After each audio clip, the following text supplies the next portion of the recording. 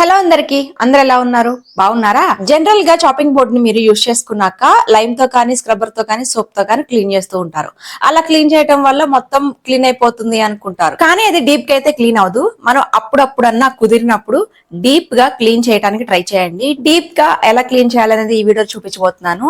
First మనం general గా మీరు యూజ్ చేసే లైమ్ మెథడ్ కానీ స్క్రబ్బర్ కానీ సోప్ కానీ అవి అప్పటికప్పుడు వాషింగ్ కి సరిపోతాయి. బట్ మేము కూడా ఈ చాపింగ్ బోర్డ్ ని చాలా ఇయర్స్ నుంచి యూజ్ చేస్తున్నాం. ఇదే ఎందుకు యూజ్ చేస్తున్నాం, మా దగ్గర ఇంకా 2-3 ఉన్నా కానీ అంటే ఇది కొద్దిగా లైట్ వెయిట్ అండి, హ్యాండీగా ఉంటుంది, మేము చక్కగా హ్యాండిల్ చేయగలం అనమాట. సో అందుకని చెప్పి కొద్ది క్రాక్ కూడా ఇచ్చింది, అయినా సరే నేను డీప్ క్లీనింగ్ అని చేసి మళ్ళీ అదే రియూజ్ చేసుకుంటాం. అయితే ఇప్పుడు వచ్చే చాపింగ్ బోర్డ్స్ అనేవి క్వాలిటీ తక్కువ వస్తున్నాయి అండ్ మోర్ ఓవర్ కొద్దిగా వెయిట్ ఎక్కువ ఉంటున్నాయి అనమాట. సో డైలీ యూస్ కి అంతంత వెయిట్ చాపింగ్ బోర్డ్స్ మనం యూజ్ చేయాలంటే కొద్ది కష్టం. సో మాకు ఎన్ని ఇయర్స్ నుంచో ఇది అలవాటు అయిపోయింది కాబట్టి నేను దీన్ని పడేయకుండా మళ్ళీ రియూజ్ చేసుకుంటూనే ఉంటాను. సో చూద్దాం ఎంతవరకు వస్తే అంతవరకు యూజ్ చేసుకోవటమే. దీనికోసం నేను డ్రిల్లింగ్ మిషన్ తో దీన్ని శాండ్ పేపరింగ్ అనేది డ్రిల్లింగ్ మిషన్ తోనే యూజ్ చేయాలని అవసరం లేదండి, మీరు హ్యాండ్ తో అయినా శాండ్ పేపరింగ్ అనేది చేసుకోవచ్చు. చాపింగ్ బోర్డ్స్ అనేవి చిన్న చిన్న సైజెస్ లోనే ఉంటాయి కాబట్టి హ్యాండ్ తో అయినా సరిపోతుంది. నేను త్వరగా అయిపోతుంది అని చెప్పి డ్రిల్లింగ్ మిషన్ తో చేస్తున్నాను. సో డ్రిల్లింగ్ మిషన్ తో చేయటం వల్ల ఫాస్ట్ గా అయిపోతుంది అంతే, మనకి హ్యాండ్ తో చేసుకోవటం వల్ల కొద్ది స్లో అవుతుంది. అసలు డీప్ క్లీనింగ్ చేసినప్పుడు ఏమవుతుందంటే ఈ వుడ్ మీద ఉన్న థిన్ లేయర్ అనేది రిమూవ్ అయిపోతుంది. ఇలా థిన్ లేయర్ అనేది రిమూవ్ అవటం వల్ల మనకి ఎప్పుడైతే వెజిటబుల్స్ అనేవి కట్ చేస్తూ ఉంటామో ఆ వెజిటబుల్స్ సంబంధించిన జ్యూసెస్ అన్ని ఇది చెక్క అనేది పట్టేసుకుంటుంది.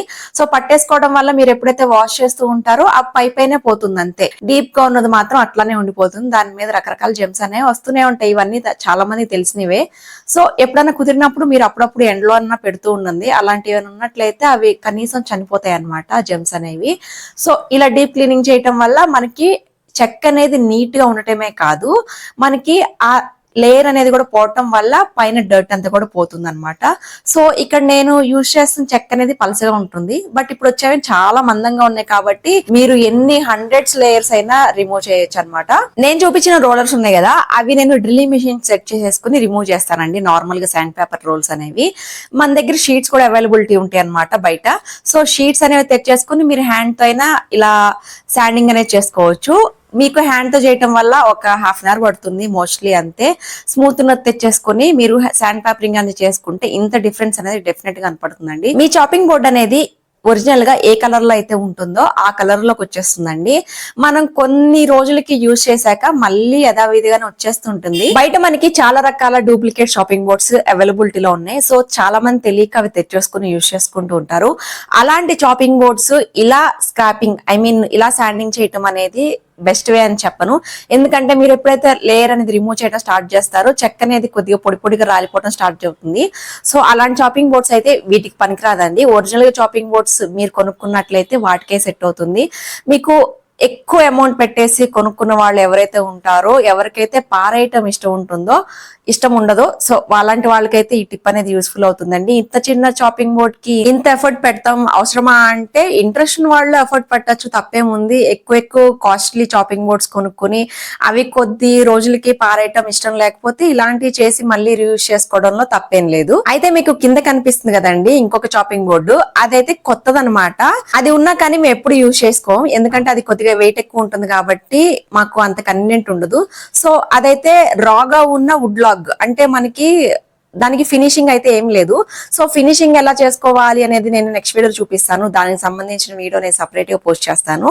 అయితే మనం ఇక్కడ చాపింగ్ బోర్డ్ ని మొత్తం శాండింగ్ చేసేసాక ఇలా స్మూత్ శాండ్ పేపర్ అనేది దొరుకుతుంది కదా, దాన్ని తెచ్చేసుకుని హ్యాండ్ తో స్మూతింగ్ అని చేసేసుకోవటమే ఇంకా స్మూత్ గా వచ్చేస్తుంది అనమాట. మనకి దీంతో కూడా వుడ్ అనేది రిమూవ్ అవుతుంది. సో మీకు నేను అందుకే చెప్తున్నాను, మిషన్ తో చేయాల్సిన అవసరం లేదు, మీరు హ్యాండ్ తో అయినా ఇట్లా శాండింగ్ అనేది చేసుకుంటే మనకి చాపింగ్ బోర్డ్ అనేది నీట్ గా ఉంటుంది. మీ దగ్గర ఒకవేళ ప్లాస్టిక్ చాపింగ్ బోర్డ్స్ వాటికి మాత్రం ఇలాంటివి ట్రై చేయకండి. అసలు ప్లాస్టిక్ యూజ్ చేయటమే అసలు అనవసరం అనమాట, అది యూజ్ చేయకూడదు. చాలా మందికి ఈ విషయం తెలిసే ఉంటుంది, తెలియని వాళ్ళకి యూజ్ అవుతుంది. మీరు గమనించినట్లయితే స్టార్టింగ్ మనకి చాపింగ్ బోర్డ్ ఎలా ఉంది, మనం ఆఫ్టర్ శాండింగ్ చేసాక ఎలా ఉంది అనేది మీకు డిఫరెన్స్ చాలా ఉంటుంది. సో కొత్త దానిలో అయిపోతుందండి లిటరల్లీ. మీరు గమనించినట్లయితే మళ్ళీ న్యూ లుక్ వస్తుంది అనమాట. సైడ్స్ అండ్ కార్నర్స్ కూడా నేను శాండింగ్ అనేది చేసేసాను. తర్వాత నీట్ గా క్లీన్ చేసి దీనికి ఆయిల్ అనేది అప్లై చేస్తున్నాను. ఆయిల్ అనేది మీరు ఏదైనా తీసుకోండి, వెజిటబుల్ ఆయిల్ కానీ, మీరు ఇంట్లో యూజ్ చేసుకునే ఫ్రీడమ్ ఆయిల్ కానీ, కోకోనట్ ఆయిల్, ఏదో ఒక ఆయిల్ అనమాట. సో ఆయిల్ అనేది అప్లై చేశాక మళ్ళీ మనం రీయూజ్ అనేది చేసేసుకోవచ్చు. ఆయిల్ అనేది మీ ఇష్టం, అది కూడా మీ ఆప్షనే. యూజ్ చేయకుండా కూడా యూజ్ చేసేసుకోవచ్చు. నీట్ గా వాష్ చేసుకుని యూజ్ చేసుకోండి. ఇక్కడ నేను మిషన్ తో క్లీన్ చేశాను కదా, మిషన్ తో క్లీన్ చేసినప్పుడు ఎప్పుడైతే ఈ చెక్క అనేది రిమూవ్ అవుతుందో పౌడర్ ఫామ్ లో, అప్పుడు మాకైతే దగ్గు అనేది మామూలుగా రాలేదండి. ఎందుకంటే మనం దీని మీద చిల్లీస్ అనేవి కట్ చేస్తూ ఉంటాం కదా, అవన్నీ చెక్క అనేది పట్టేసుకుంది అనమాట. ఎప్పుడైతే నేను శాండింగ్ చేస్తున్నానో భయంకరమైన దగ్గు అనేది వచ్చిందనమాట. అంతలా ఈ చెక్కలు అనేవి మనకి పట్టేసుకుంటూ ఉంటాయి. సో అందుకే నేను డీప్ క్లీనింగ్ అనేది అంత ఇంపార్టెంట్ అని చెప్తున్నాను.